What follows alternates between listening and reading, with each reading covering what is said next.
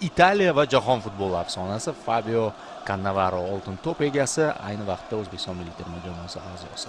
Zuhriddin, nimalar kutsak bo'ladi bugungi o'yindan? Assalomu alaykum qadrli futbol muxlislari. Al Ayn xalqaro kubogi maksimal jahon chempionatiga yaqinlashtirilgan, rasmiy o'yinlarga yaqinlashtirilgan o'rtoqlik turniri.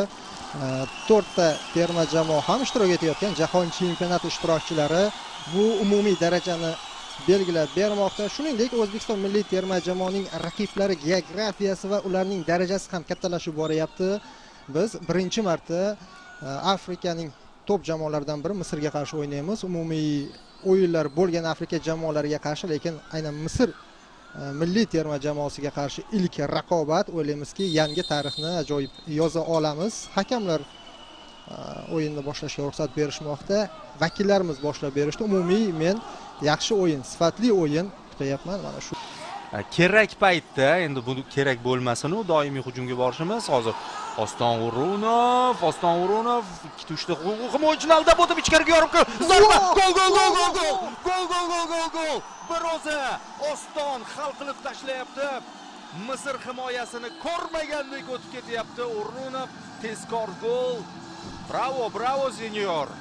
Dahshat 4-daqiqadayoq uchrashuvda hisobda oldinga chiqib olyapmiz. Oston sog' salomat bo'lib tursa, formada bo'lsa, istalgan raqibni qiynab qo'ya oladi. Mana bu yurish, umumiy bu jamoaviy pressing natijasida to'pning olib qo'yilishi, bu yog'ini Oston bir o'zi solo yurish bilan yakunlayapti. Mana nega har bitta murabbiy ishlayotganda terma jamoamizda Oston O'runov sog' paytida uni asosiy tarkibga tushiradi. Chunki u mana shunday yurishlarga masalani hal qila oladi. Fantastik gol kuchli jamoa darvozasiga va mana muxlislarimizning xursandchiligi ekran qarshisida. Taxmin narigi ikkita yarim final, ya'ni narigi ikkita jamoa xatoga yo'l qo'ydik hozir. Salah e'tibor qaratish kerak. Zarba yo'llandi, yaxshi. O'zi to'g'rilab ketdi Abduvohid. Uzr so'rayapti sheriklaridan.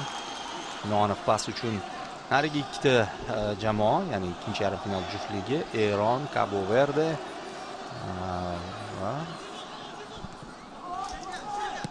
Eron terma jamoa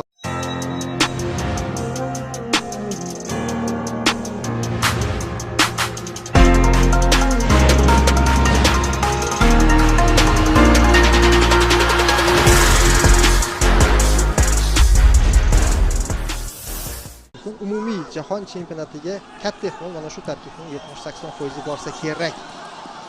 Hozir Sherzod chap qanotda to'pni qabul qildi.